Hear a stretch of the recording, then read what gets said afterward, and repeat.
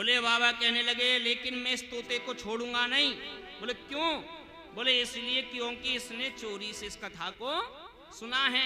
मैंने आपको नियम बताया था कि पीछे बैठ करके कथा नहीं सुननी चाहिए, इसने पीछे बैठ करके ये कथा सुनी है, इसलिए मैं इसे मृत्यु दंड दूंगा।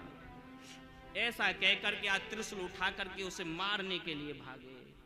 आज देखिए मेरे प्यारे, तीनों लोगों का जो संहार करने वाले भोले बाबा हैं, एक सुख रूपी तोते को मारने के लिए भाग रहे हैं। आगे आगे तोता जा रहा है, पीछे पीछे कौन आ रहे हैं?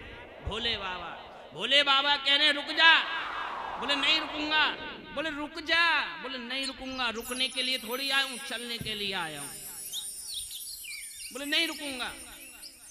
बोले मैं तुझे छोड़ूंगा नहीं। बोले पकड़ के तो दिखाओ। बोले मैं तुझे मार दूंगा।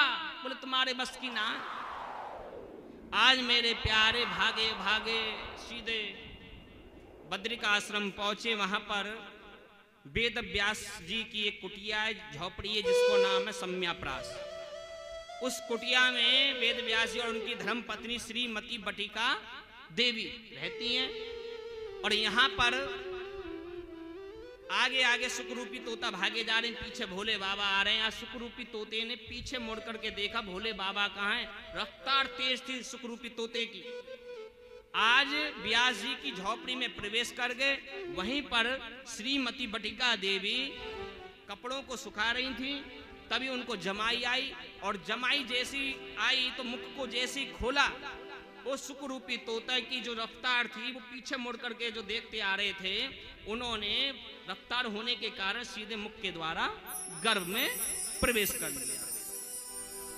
और मेरे प्यारे भोले बाबा व्यास जी की कुटिया के पास आ गए। बोले व्यास जी तुम्हारी झोपड़ी में हमारा शत्रु घुस गया है। बोले कौन शत्रु? बोले एक तोता का बच्चा है छोटा सा। बोले क्या हुआ? बोले उसने अमर कथा सुन ली है।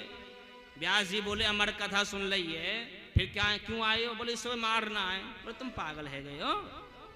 अरे जिसने अमर कथा सुन ली तुम उसे मार दोगे? अरे गुस्से को शांत करो, तुम सोचो इस बात को। भोले बाबा बोले अरे हाँ, यानी अमर कथा सुन ली, बाबू कैसे मार दूंगा? भोले बाबा चले गए।